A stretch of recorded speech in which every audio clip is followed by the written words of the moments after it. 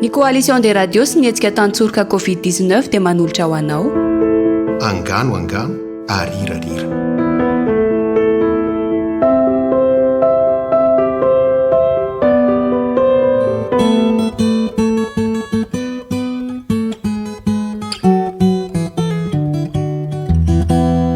Ilay fahagagana. Angano nosoratany Ariko Sarandry.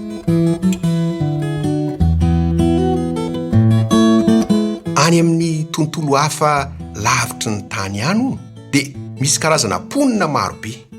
Samy manana ny endrika mampiavaka azy izy ireo fa tsy mba sahala amin'ny olombelona. Ao ireo tsy misy lohany fa vatany fotsiny, ka tsy mba misakafo amin'ny alalan'ny vava izy fa amin'ny alalan'ny tongony, sahala amin'ny fakakazo maka rano any ambanin'ny tany.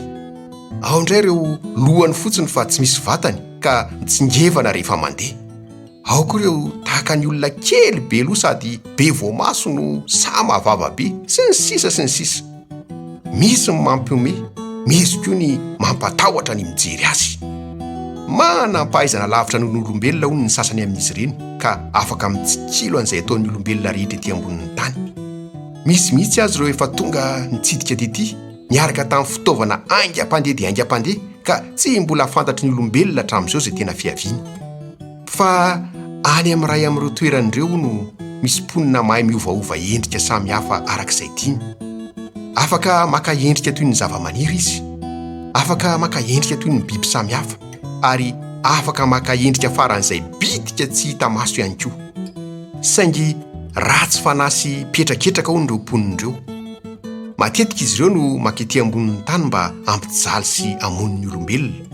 Miseho amin'ny endrika isan-karazany izy amin'izany, ka ao no antsoin'ny olona hoe mikroba, ao no antsoiny hoe bakteria, ao no antsoiny hoe virus. Tsy ny olombelona ihany no ampijalian'izy ireo sy finoany fa hatramin'ny biby sy ny zava-maniry. Mandehandeha eny amin'ny rivotra sy ny rano sy ny zavatra rehetra eny izy ireo, ka raha vao misy tsy mitandra ny olombelona dia voany. Mitady hevitra hiadiana amin'izy ireo hatrany anefa ny olombelona, ka indraindray mandresy sy mahafaty azy, fa indraindray kosa resiny na matiny mihitsy. Matanjaka sady fetsy manko izy ireo. Fa nisy tamin'izy ireo no izay niseho tamin'ilay endrika antsoina hoe virus, na hanao fanamby fa ampiorooro ny olombelona rehetra.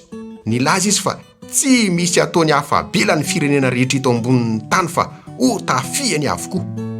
Teo am-piandohana dia tsy nahataitra ny olona loatra ny fahatongavany fa no heveriny ho tahaka an'ireo namany teo aloha ihany. Efa zary mahazatra ny olona manko ny mandrefa hoe mamangy eto ambonin'ny tany iray hono izy ireo. Fotoana fohy monja taorian'ny nahatongavany anefa dia taitra ny olombelona fa be dia be nefa matiny. Ary efa voatetiny sady ny firenena rehetra eto ambonin'ny tany.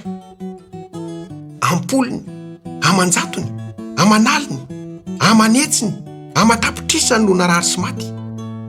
Tsy omby intsony ny fandrinan'ny hopitaly any amin'ny firenena sasany. Tsy ampintsony ny vatapaty asianan'ireo maty anarivony isan'andro. Tena loza amina tampo tsy mbola nisy tahaka ity. Teo vao nikoropaka ny olombelona rehetra, saingy efa nahazo vahana ilay fahavalo ka sarotra ny ady.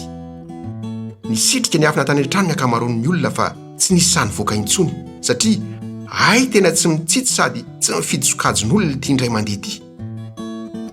Fa teo amin'izay firenena iray izay kosa hono tsy mba tahaka izany. Vitsy ihany no voan'ilay fahavalo ary tsy mbola nisy matiny. Gaga izao tontolo izao nahita an'izany.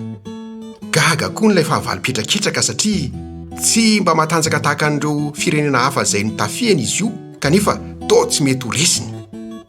Fa rehefa nahalala an'izany hono ireo ponina sasany tao amin'ilay firenena dia nirere aok'izany fa hoe misy fahagagana miaro azy ireo ka tsy ho voan'ilay fahavalo mihitsy izy. Tsy ny raharan'izay fiarovan-tena intsony ny sasany, fa nizotra fotsiny tahaka ny mahazatra. Ireo izay nananatra azy indray no nesony sy nilany ady. Na alahelo fatratra ho ingabe raha fahendrena raha nahita an'izany ka niteny hoe tsy tokony irery sy ho sarotra tenenina tahaka izao nareo. Fitahian'Andriamanitra no tsy isiany loza eto, satria fantany fa tsy ho zakanareo ny ahita faty marobe isan'andro tahaka ny any amin'ireo firenena sasany. Tokony hitandrina mafy mba tsy ahatongavany loza nareo. ary hisaotra n'Andriamanitra ao anatin'ny fanetrehantena. Raha nahino an'izany olon'ilay fahavalo dia niteny hoe tsy hainao anao ireo olona ireo satria tsy mbola nampiseho ny heriko taminy aho. Avelao izy anao ny sitrapony. Raha samy miaro teny eo koa ireo dia hiala maina ka ho hafa baraka. Tamin'izay fotoana izay hono dia niditra tsokosoko tao anatin'ny olona iray tsy niaro teny izy. Nilaza izy fa tsy maintsy hamono an'io olona io mba hanehoany ny heriny amin'izay. Tsy karitry ngiaby raha fahindrina nefa ny fidirany tao ka nanatona an'ilay olona izy niteny hoe mafiso ny fiarovan-tenanao fa efa manafika anao ny fahavalo. no heverin'ilay olona fa mandrebireby azy fotsiny ilay ngiabe ka soreny izy namaly hoe olona tomady salama be zao ve a dia lazainao fatafian'ny fahavalo. Mandehana mandehany saovy lesika amin'ny sotro be eo. Andro vitsivitsy tateo aoriana nefa dia nahatsiaro reradreraka sy nanavonavo toy ny voan'ny gripa ilay olona ary nikohaka ihany koa. Tsaroany tampoka ny resaka ilay ngiabe taminy ka teo vao natahotra izy fa mety mitafian'ilay fahavalo tokoa. Raha mbola very-hevitra teo izy dia tonga teo amin'indray ilay ngiabe nilaza hoe mandehana manatona mpitsabo haingana fa efa mitady hamono anao ilay fahavalo. Matahotra sady menatra makany aho tompoko. Sao tondron'ny olona molotra sy hiataka tany fiarahamonina ho ilay olona ny salasala. Iza anao ambony, ny ainao sa ny enatra ny fiarahamonina? Ho ilay ngiabe taminy. Tsy aretina mahamenatra io, ary raha tsy tsabony ianao dia mety ho faty.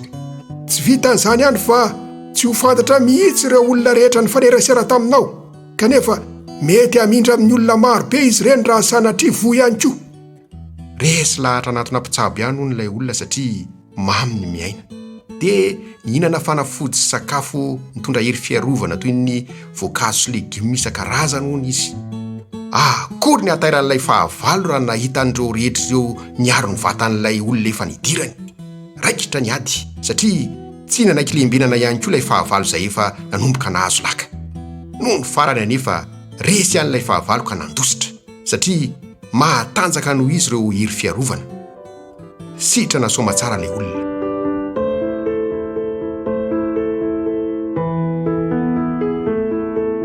Taorian'izay hono rankizy dia nanintana ny vahoaka mba hihinana sakafo misy hery fiarovana izy. Dia hoy koa izy hoe tena misy ary tsy ampoizina ny fanafian'ilay fahavalo tsy hita maso. Aza menatra na matahotra manatona mpitsabo raha vao misy soritra retina mampiahy mba hiarovana ny aina sy anakanana azy tsy hiparitaka. Aza mafilona misangisangy lozonareo fa tsy misy fahagagana hiaro antsika afa-tsy ny fitandremana sy ny fiarovan-tena ihany.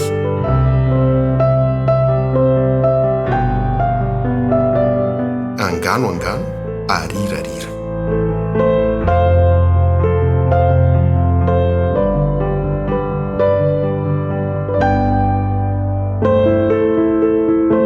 Ny coalition des radios sy ny hetsika tantsorika Covid-19 dia nanolotra ho anao teo. Angano arirarira.